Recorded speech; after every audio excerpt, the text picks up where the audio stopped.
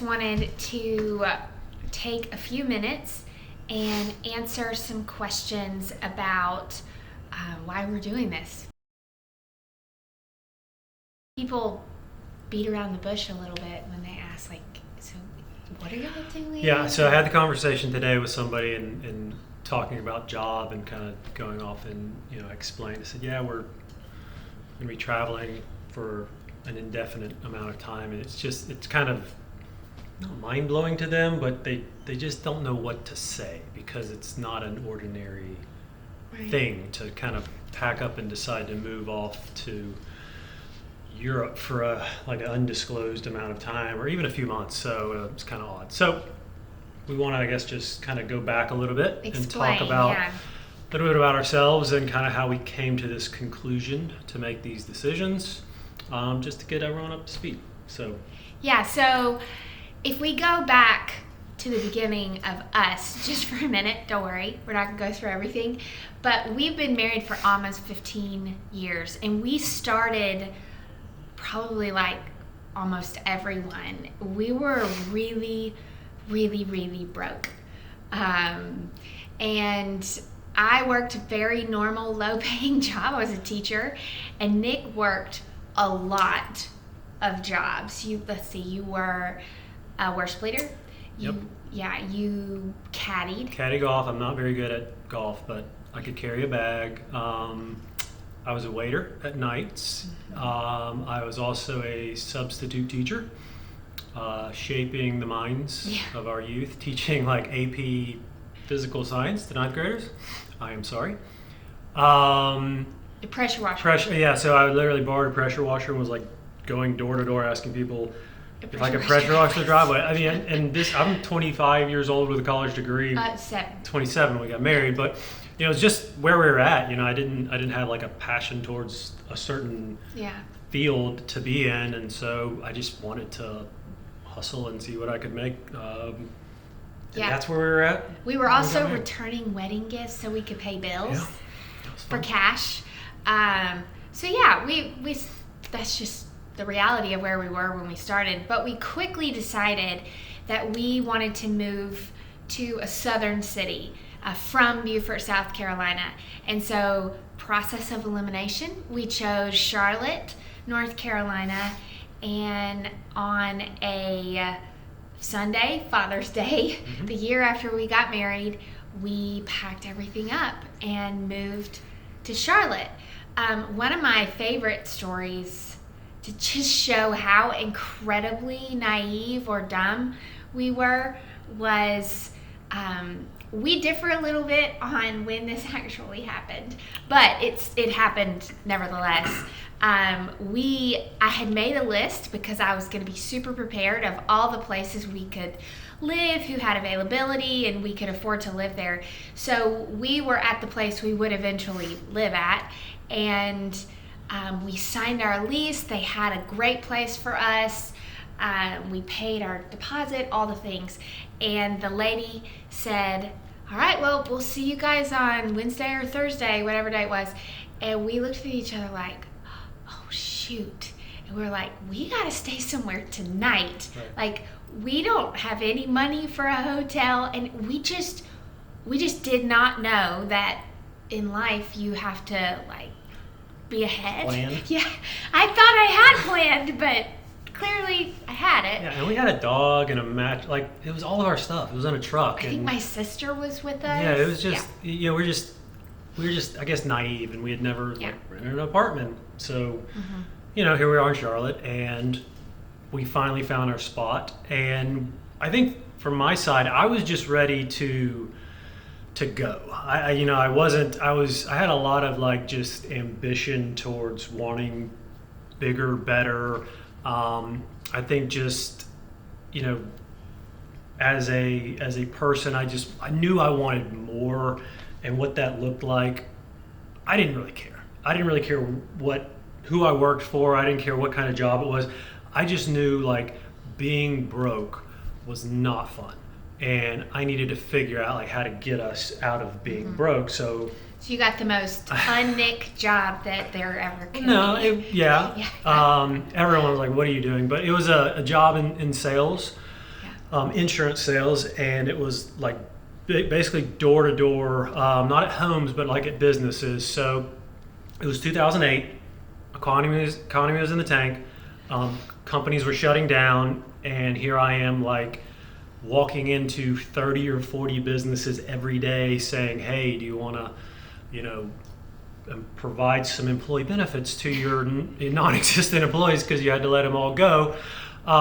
And it was just a wild like couple years of, for me, just learning about how to do all these things, how to, be self-employed, how to live in this world where, if I didn't sell, there is no money. And so it was a very, it was a tough time just professionally, of course, because I was learning, but also just, we learning how to be married. We'd never lived together. And so we were, into that mode as well. And you were teaching and I'm, working, and, Charlotte was new to both of us. So we had no friends, connections or anything like that. And you're teaching middle school? Yeah, I was teaching middle school chorus. And doing some lessons after. So really for the first 7 years of marriage, we were very like typical, not doing anything creative, just the grind of work, trying to save. Things eventually, after probably 2 years, started to roll for you. We learned how to live a commission lifestyle. We learned how to budget, all those things. So for 7 years, it was pretty normal. We would have good months, bad months. I mean, that's how I remember it. Yeah, no, the overall mindset was, from my side, it was just, how do we grow? How do we get bigger, better? Yeah. How do we, the traditional way. Traditional right. American dream. We started with moving to Charlotte with literally about $3,000 total. And then after we paid our first month's rent deposit, we were, not at $3,000. Net worth cut in half, and then we were moving, and we're moving on, and we had this idea that if I just kept working hard and doing my thing, and it did start paying off, and we started doing better than of course when we started. So in there came kids. We had Everly in 2012. Smith came in May of 2014, and then in the fall of 2014 our life took big left turn, and addiction entered the story, and we kind of, we dealt with that until the end of the spring of 2015 when you entered recovery. Yeah, it was that's a story in and of itself that we'll hopefully tell, but it definitely was a marker in our time in our marriage of pre and post. 2014-15 in our marriage and life. Yeah, but it was also there's a real clear to me mark in how we looked at life after that, and we started in 2015, 2016, we started to look at different ways of making money, and not just the traditional way. I was no longer teaching. Right. I was staying at home. I was helping with insurance. But we just started to think, how can we make money outside of this? Yeah, I think anytime, with insurance, it's a snowball. It's a slow moving train. Once you get moving, it actually can be a very, very lucrative career. And we had kind of gotten to that point. And so then it was okay, now that we have a little bit of extra resource, how can we figure out how to maximize that? So we started investing in some just different little real estate opportunities that we saw coming along, and small business. Some were wildly unsuccessful, and then some worked out. But we just started looking at kind of lifestyle and resource and our time as, do we have to keep doing it this way? Right. Or is there other options out there? And it really started from 16 on, this kind of journey of how do we look at, what we want to do with our time now that kids are involved, now that, that's a massive part of our life. And then COVID hit. Yeah, well, linen came in there somewhere. Linen showed up. Yeah, 2017. So this whole time we're building, and our mindset is what's next? Like, what's the next biggest house, and what's the next vacation? What's the next thing we can do? And our kids got in that mindset as well. We did not live a simple life, surrounded by lots of things. Our kids surrounded by lots of toys and Legos and, really anything that they could want. And then 2020 COVID hit. Yep. And it really particularly, I feel like, threw you into a different place. Yeah, so at that time, after 11 years of being self-employed and selling insurance products, I took a job with an insurance company and was traveling. Corporate job, traveling 3 or 4 days a week in the Carolinas. And then COVID, of course, hits, and now I'm back at home, and I thoroughly enjoyed that, and I enjoyed the time with family and all that stuff. But I think really it was more around, I was approaching 40 years old. Midlife crisis. And midlife crisis, bought the Miata. No. But I just started thinking of, like, how do we, how are we going to keep approaching life the same way we have? Because really when we're always in this mode of more, bigger, and then you see your kids start to react in that way, it's like, wow, we have to really take a hard look at what we're doing and decide, like, is this the way we want to go about it, or should we make this wild shift? And unfortunately, like, we don't know what the answer is in the moment. No. It was just like, I know something feels off, and I know we need to do things differently, but I don't know what that is, and I don't know what that looks like. Yeah. So when you started to talk about these things in COVID, I honestly didn't think that there was this major change coming. I started to ask questions like, what podcasts are you listening to? And have you read this book lately? And because we've ridden this wave a few times of discontent, and then you would get ramped back up and things would be fine. So I really thought, like, we're just going to ride this wave. But it just, you never went away with it. I'm not a moderation person. I'm like, once my head wrapped around something, I want to do it, and I want to just the biggest way possible. And I remember this time when we were able to purchase, we found this like vacation property we wanted to buy on the beach, and it was like going into foreclosure, amazing deal. And I remember we were like, we figured out how to finance, we figured out how to do it, and I vividly remember, like, we had done it. Like, we had bought this beautiful property, and we felt like it was a great value. And I remember sitting on the beach and looking up at the house, and I was like, okay, now what's next? Like, it was like a 15 seconds of like, wow, we really did something that, like, when that wasn't even on the table. Like, that wasn't on the table. Like, being able to afford to rent a beach house felt on the table. Being able to afford to buy one just never was on the table. So I'm looking at it, and then it was like, okay, gotta get, what's next? We gotta move on, because in my world, if it's if I'm stagnant, that's not comfortable, and I need to keep moving. And it's just, I don't think we were prepared for when we started talking about, like, what was going to happen. We felt like there's some decisions we're going to have to make, and one of them was around job. Another one was around, like, home, lifestyle, homeschool. We immediately started to make some changes through these conversations. We immediately started to try to simplify. So we also started to travel, and that and simplification went hand in hand with us, because we traveled a lot to Colorado during COVID. We went to New York a few times. We traveled locally. And what we realized during that time is when we got our family out of our comfortable house environment with all the toys, all the markers, Play-Doh, Legos, and everything they could want, life was better. They were happier, they were more independent, they played better together. So we started to realize that what we had created here, though it was not bad, like in nature, it was not producing in us the things that we wanted it to.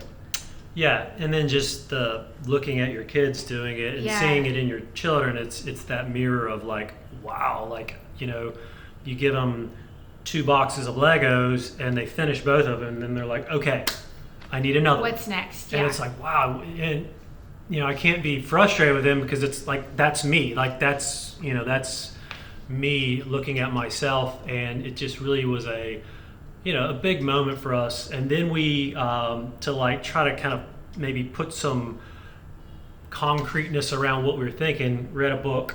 The Ruthless Elimination of Hurry. Listened to a book. We didn't read it.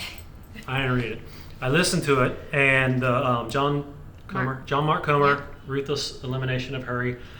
And it really was just it just really kind of was saying the things that I was thinking, and it was saying them in a very like well thought out way. And one of the things, I'll butcher the story, that really stuck with me from that book was he said, like we as people, maybe we as Americans, we wear busyness like kind of like a badge of honor, like especially maybe in corporate. It's like, how's your week? Oh man, I was so busy, I had so many appointments, I had so many, like it's just, and we say that to, I don't know if it's to impress or to feel good about ourselves or whatever it is, but he said, well, if you were given an extra 10 hours a day, what would you do with it? Would you take time to like, invest in yourself or rest or whatever? He said, my thought, and I'm completely on board, was that I would just fill it with more stuff that caused me to be even more busy and more tired and more, unsatisfied, because I just could not keep up with the level of movement I wanted. And then with our family, it also was, very apparent with how we were working with our kids. And sure. And even like we realized, even when we were resting on a rainy day or a random time, we weren't resting. Our minds were not in a restful place, and our kids also did not know how to rest at all. They know how to sleep, but they did not know how to rest. And so after listening to that book, I really got to a place where I felt like this has to be a huge priority in our life. Whatever we need to do to be able to rest ourselves, and in turn teach our kids, like we teach them to eat and we teach them to sleep and be physically active, and all the things, that rest had to become as equally important as those things. And so that's really a journey for us in learning how to rest. We started trying to implement Sabbath, which is a whole deal in and of itself. That's not easy, but it became clear that even though we were making small changes along the way, they were not big enough for us at this point in our life. I started to realize, because it wasn't going away for you, that we are headed for like a tidal wave of change. Yeah, I mean, I think the professional side and the business side, I've been working in insurance for 13, 14, 15 years, and approaching 40, it was like, is this what's going to be carrying us to the to the second half here? And the longer I just thought about it, I was like, I just don't think so. I don't know, but I just don't. The satisfaction that the job was producing was completely in what it was doing for our family. Money, the resource, the financial side of it. It had zero to do with like the professional satisfaction of like doing a good job or having a purpose about what you're doing. It really was just, and I really probably over 5 years tried to like repackage it in my head, like, okay, well now I'm doing it this way or that. But I think we both knew like this has to change, and there's not really a good way to just quit and figure out a whole new lifestyle aside from what I thought was making a decision to eventually quit. Yeah, and part of the tricky part here was you don't have anything else in mind. No, I have Yeah. no other, like, I don't want to go be like a calligraphy artist or Yeah. whatever. I don't Yeah. like the passion of like what is next. It just isn't there. So Yeah, that's we such don't a know yet. such, Yeah. such a process now of kind of discovery, because in my head, really until the last, I don't know, 6-8 months, that hasn't even been an option. Like Right. what's next wasn't an option, because what we had was for our family was pretty amazing. I mean, But at the same time, you communicated that you felt stuck. yeah, completely stuck. And even though it's funny, because I tell people the company I work for and the job I have, like no one has it better than me. No, I so mean, good. Yeah, they were amazing. They are amazing. I got to really just to work for some really great people. But even in that, it's like just wasn't it. Yeah, so we decided that a big change was coming, and Yeah, you started at the beginning of 2022. Yeah. And Nick started with buying a French chateau, or chateau in France, that is totally run down. But I we're didn't going to do live that. there. That was the idea. Was I saw a show about people who that did it, yeah. bought chateaus in France. I've never been to France. We don't speak French, but when I see a good idea, it's like I'm in. So we really started. Like it wasn't You off were the going I was in. in. Like Yeah, I was. you were in. I talked to banks in France about how to get a loan. And Like, I was crying. I was in about what we could do, how we could afford. I was just in. I thought maybe this would be it. And I could never get on board. I would help him look, but it was so overwhelming to me that I could not get on board with that. Yeah. So eventually we came to a place where we came together, and that's where we came to like, well, we're not going to sell our house at this point. We're going to keep our house, rent it out long term, and as a family, we're just going to head to France and see where it goes. Yep. We don't know how long we're going to be there. We don't know if we'll be in France for a couple months, in Switzerland or Italy. We just really have no idea. But I do feel a strong sense of peace as we go into this journey together. We're as prepared as we know how to be, also knowing that we have no idea what we're doing. So, yeah, we're just excited and ready to go. Yeah. It feels like a long time coming, because we decided this. It will have been 9 months from when we decided to go to when we actually are leaving. So Yeah. I mean, while we're very, I love ideas and I love taking it. We're also, I'm pretty pragmatic and rational about most things. So Sure. I don't go jump in, the moment I come up with an idea. So we've had now 5 months to like process this and really just go through all the details of what can we do, what can't we do, what do we have, all the way down to like visas. How long can we stay in a country? How long can we, so we've done all the work, and now we're embarking on this like journey as of August, the 1st of August. we'll be out of our house. Out of our house. I will be jobless. We will be planning on getting on a one-way ticket to France and documenting the whole thing to see what happens, because we are really unsure. Yeah, so we're excited, and thanks for watching.